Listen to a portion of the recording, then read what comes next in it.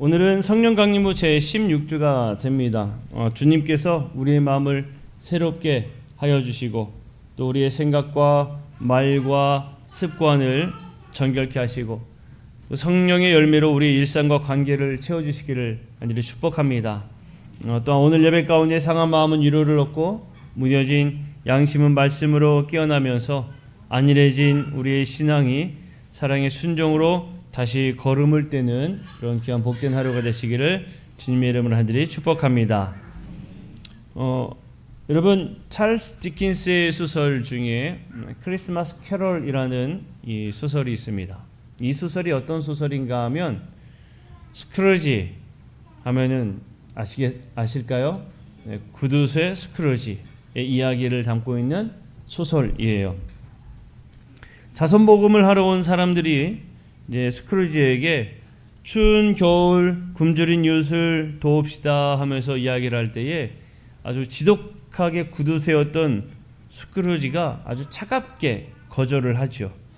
뭐라고 이야기하면서 거절하는가 하면 가난한 자들을 위해 마련된 시설이 이미 있는데 내가 왜 굳이 그들을 도와야 합니까? 라고 이야기를 해요. 가난한 자들을 돕는 시설들이 이미 마련되어 있는데 내가 굳이 내 돈을 내서 그들을 도와줄 이유가 어디에 있습니까? 라면서 아주 차갑게 끊어버리죠. 그리고 이 크리스마스, 사람들이 즐거워하는 크리스마스에 대해서 이 스크루지는 스크루지는 뭐라 이야기하냐면 메리 크리스마스가 웬 말이야? 너희는 가난하니까 기뻐할 이유가 없어! 라고 생각을 합니다. 그리고 크리스마스는 허상이야, 허풍이야. 그렇게 이제 홀로 이야기를 해요.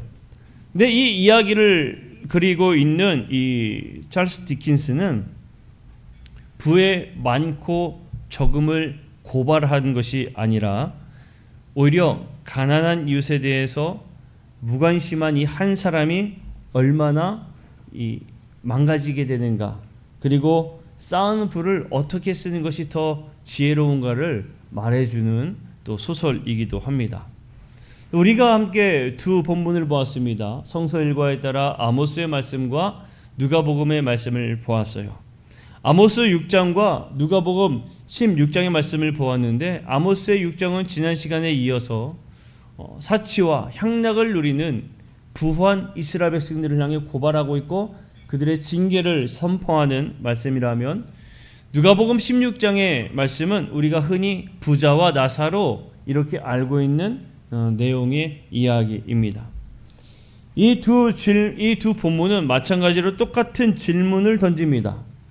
문제는 부를 즐기는 것이 아니라 이웃을 생각하지 않고 자신의 향락만을 즐기는 재물의 사용법이 문제이다 라고 우리에게 말해주는 거예요. 성경에서는 부하다라는 것 자체를 죄로 규정하지는 않습니다. 우리가 복음서를 보면 예수님께서 부자는 하나님 나라에 가기 어렵다라는 말씀들, 그리고 부자에 대해 질책하는 말씀들을 보면서 부자는 과연 나쁜 것인가라고 생각하지만 아닙니다. 오히려 하나님은 우리에게 복 주시기를 기뻐하시는 하나님이심을 여러분 꼭 기억하시기를 바랍니다. 우리가 신명기 30장 9절의 말씀을 한번 읽어볼까요? 시작. 네 하나님 여호와께서 네 손으로 하는 모든 일과 네 몸의 수생과 네 가축의 새끼와 네 토지의 수산을 많게 하시고 네게 복을 주시되 곧 여호와께서 네 조상들을 기뻐하신 것과 같이 너를 다시 기뻐하사 네게 복을 주시리라. 아멘. 이게 신명기 30장 9절에 있는 말씀인데 하나님은 오히려 우리에게 복 주시기를 기뻐하시는 분이심을 우리가 알 수가 있습니다. 사랑하는 성도 여러분, 하나님께서 기뻐하시는 그 복 주심에 놀라운 은혜가 가득 넘치는 삶을 사시기를 간절히 축복합니다. 문제는 뭐가 문제냐? 문제는 풍요로움을 누림에 있어서 그 풍요를 누리는 것 자체가 문제가 아니라 풍요로움이 우리의 마음에 가득 차기 시작하고 우리의 생각과 사랑하는 마음이 풍요에 빠지기 시작했을 때, 풍요가 사랑을 대체하기 시작했을 때에 재물이라는 것이 우리의 시선을 가리워서 이웃을 사랑하지 못하게 될 때 그것이 문제가 되기 시작한다라는 겁니다. 오늘 우리에게 주는 아모스의 말씀과 누가복음의 말씀은 부가 문제가 아니라 하나님께서 주신 것을 제대로 활용하지 않고 사랑이 결핍된 그것을 문제로 삼고 있다는 거예요. 따라서 오늘 우리는 우리에게 주는 아모스의 말씀과 누가복음의 말씀을 통해서 하나님 나라의 경제법, 하나님 나라를 살아가는 그리스도인들이 어떻게 이 재물을 사용해야 하는가를 함께 나누고자 합니다. 먼저 우리가 아모스의 말씀을 보아요. 아모스 1절에 보게 되면 그렇게 시작을 합니다. 화 있을진저 시온에서 교만한 자와 사마리아 산에서 마음이 든든한 자라고 이야기하며 고발을 해요. 이 이야기는 시온에서 태평한 자들, 시온에서 교만한 자, 그리고 사마리아에서 마음이 든든한 자는 누구를 지칭하고 있는가 하면 북이스라엘과 남유다의 부유함을 누리고 있었던 지도자들, 그리고 부한자들, 이 모든 사람들을 향해 고발하고 있는 내용입니다. 그들이 어떤 삶을 살았는가를 보게 되면요, 우리가 읽진 않았지만 아모스 6장 4절부터 보게 되면 그들은 상하 침상에 누웠고 또 어린 양과 살찐 송아지를 먹고 향유를 몸에 바르고 또 잔을 대접제로 마시는, 아주 그렇게 또 자기를 위하여 악기를 제조하고 환난 가운데 정말 연애를 즐기는 그런 모습을 우리에게 보여주고 있어요. 근데 오늘 말씀의 6장에서 이 본문 속에서 상하상에 누우며 침상에서 기지개를 켜며 라고 이야기하는 이야기와, 그리고 9절에서 7절에서 그들이 이제는 사로잡힌 자 중에 앞서 사로잡히리니 기지개 켜는 자의 떠드는 소리가 그치리라 하는 기지개 켠다라는 표현을 쓰고 있어요. 여러분, 기지개 켜는 거, 우리가 기지개 켜는 게 뭡니까? 이게 기지개 펴는 거잖아요. 그런데 본문에서 이야기하는 기지개 펴는 거는 그런 이야기가 아닙니다. 당시에 이들이 먹고 마시고 하는 그 습관적인 것은 어떤 모습이냐면, 그림에서도 조금 이해를 돕고자 나누었지만 당시 로마 사람들인데 이때 유대 사람들도 마찬가지예요. 그들의 먹는 풍습에서는 약간 옆으로 비스듬히 누워서 먹는 모습이에요. 그러니까 길게 몸이 뻗어 있는 모습을 이야기하는 겁니다. 기지개를 켠다는 것은 그들이 정말 이 상하침대 같은 곳에, 부유한 곳에 누워서 먹는 것을 이야기해요. 그러면서 하나님께서 뭐라고 이야기하는가 하면 6절에서 요셉의 환난에 대하여는 근심하지 않는다라고 이야기합니다. 요셉의 환난은 무엇을 이야기하냐면 하나님의 심판을 두고 이야기하는 것이 아니라 힘겹게 살아가는 그들의 어려움을 근심하지 않는다, 생각하지 않는다라는 것을 말하는 거예요. 공동체의 붕괴와 공동체의 상처에 대해서는 아무 관심을 갖지 않는 이스라엘 백성들을 고발하고 있는 말씀입니다.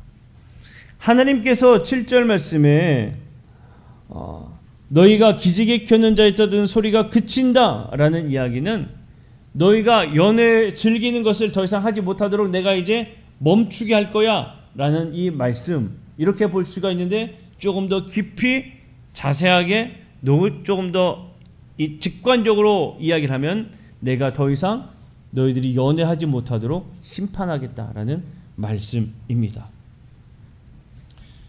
또한 오늘의 말씀에서 보게 되면 이 아모스에서는요, 사람들이 상하 침상에 누웠다라고 표현을 하고 있는데 상하 침상은 당시 아무나 얻을 수 있었던 그러한 것이 결코 아닙니다. 일반적으로 다수의 평민들은 그저 그냥 바닥에서 생활을 했어요. 상하 침상을 누리고 있다는 이 이야기는 일반 힘들게 살아가는 이들과 부함을 누리고 있는 이들과의 단절되어 있는 모습을 말해주고 있는 거예요. 근데 아모스에서 말하고 있는 그들을 향해서 질책하고 경계하고 있는 하나님의 심판의 선포는요, 아모스에서 이야기하고 있는 의미는요, 많이 누리는 것 자체가 문제로 삼지 않고 있는 겁니다. 그들이 누리기 때문에 그것을 심판으로 이야기하시는 게 아니에요. 무엇이 문제냐? 공동체의 상처에는 마음이 움직이지 않고 그저 자기들만을 위한 향락에 빠져있는 그들의 모습, 하느님의 사랑을 흘려보내야 되는데 그러지 않고 공의와 긍휼을 잃어버린 무감각해진 이스라엘 백성들을 향해 질타하고 심판의 말씀을 전해주고 있는 겁니다. 부함이 문제가 아니라는 거예요. 우리가 그 다음에 누가복음의 말씀을 보았는데, 누가복음의 말씀에서는 부자와 거지가 먼저 등장을 합니다. 거지의 이름이 등장하진 않아요. 거지는 어디에 있었는가 하면 대문 밖에 누워져 있었다라고 이야기합니다. 이 문맥상을 읽어보면 거지가 대문 밖에 누워져 있었다는 것은요, 누군가가 이 거지를 대문 밖에 놓았다라는 이야기예요. 왜 놓았을까? 오늘 본문을 가만 생각해 보면 부자가 이 집에서 연회를 베푼 것을 알고 있기 때문에 그 연회에서 이 거지가 조금 먹고 살 수 있도록 누군가가 배려해 주는 하나의 모습이 담겨 있어요. 그런데 거지는 부자의 이 대문 밖에 누워서 부자의 상에서 떨어지는 부스러기로 좀 먹고자 했어요.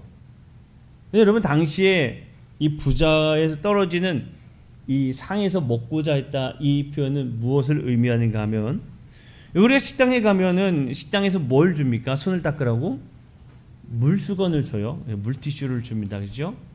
당시에 부자들은 손을 뭘로 닦았을까요? 빵으로 닦았습니다.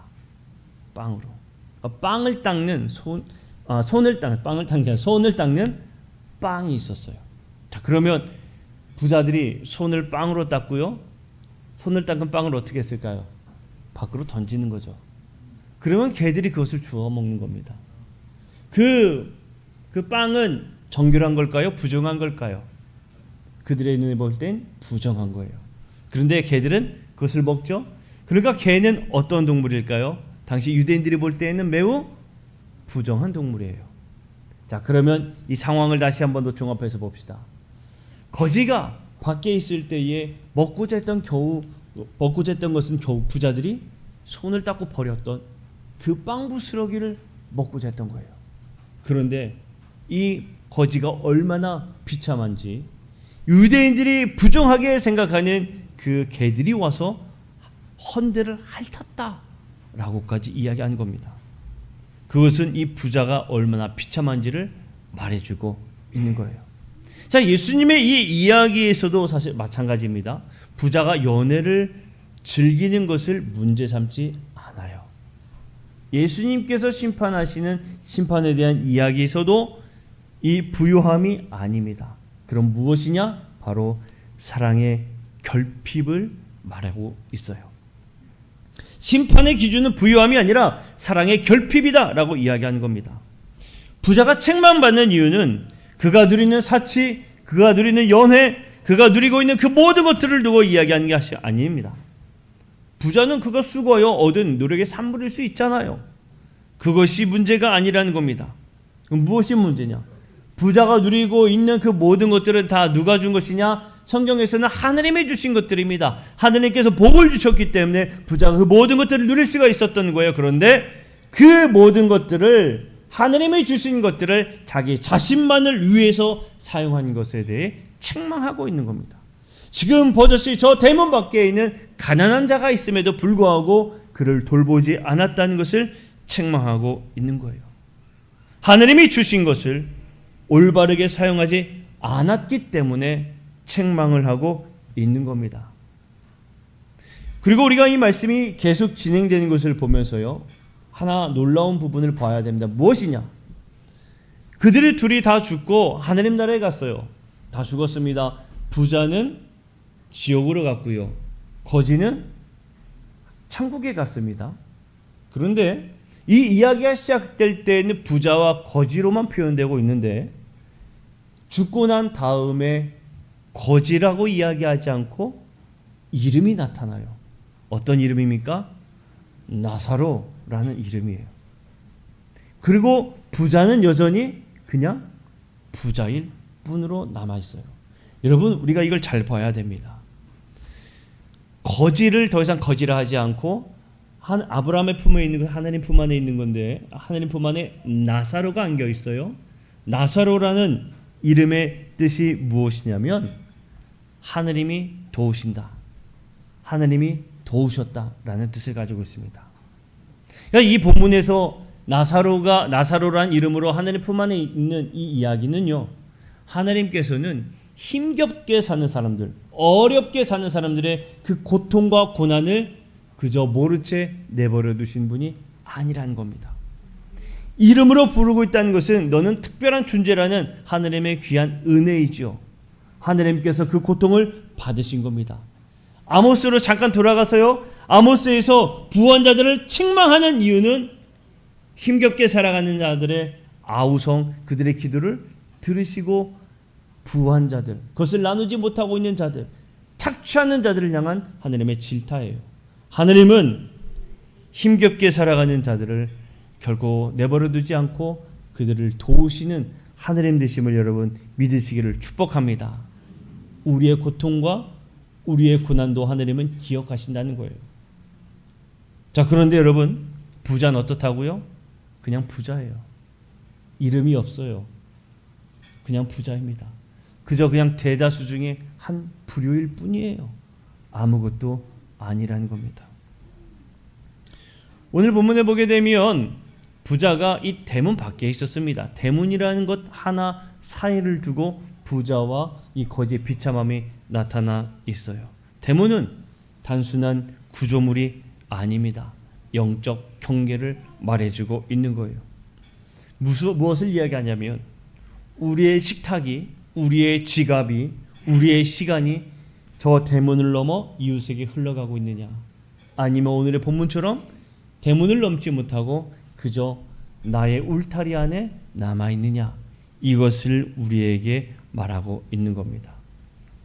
하나님께서는 우리에게 많은 것들을 주시고 많은 복을 주시는데 그 복이 고여있는 것이 아니라 대문을 넘어 흘러가기를 원하신다는 것을 꼭 기억하시기를 축복합니다. 이것이 바로 하나님 나라의 경제법이에요. 하나님께서 주신 부와 재물을 누리는 사람들의 활용법입니다. 이러한 경제법을 따라가는 우리 성도들이 되시기를 축복합니다. 또한 이러한 하나님 나라의 경제법을 이루어가는 우리 교회가 되기를 축복합니다. 질문을 다시 한번 던져봅니다. 여러분, 많이 누리는 것이 죄일까요? 부함을 누리는 게 죄입니까? 재물을 많이 쌓는 게 죄입니까? 아닙니다. 오늘 성경의 말씀에서는 그것이 죄라 이야기하지 않습니다. 오히려 아까 말씀드렸듯이 복 주시기를 기뻐하시는 분은 하나님이세요. 그러나 그 복이 우리의 마음의 사랑으로 가득 채워지는, 복이 사랑을 대신하는 순간 그 복이 무엇이 되느냐? 바로 복이 우상이 됩니다.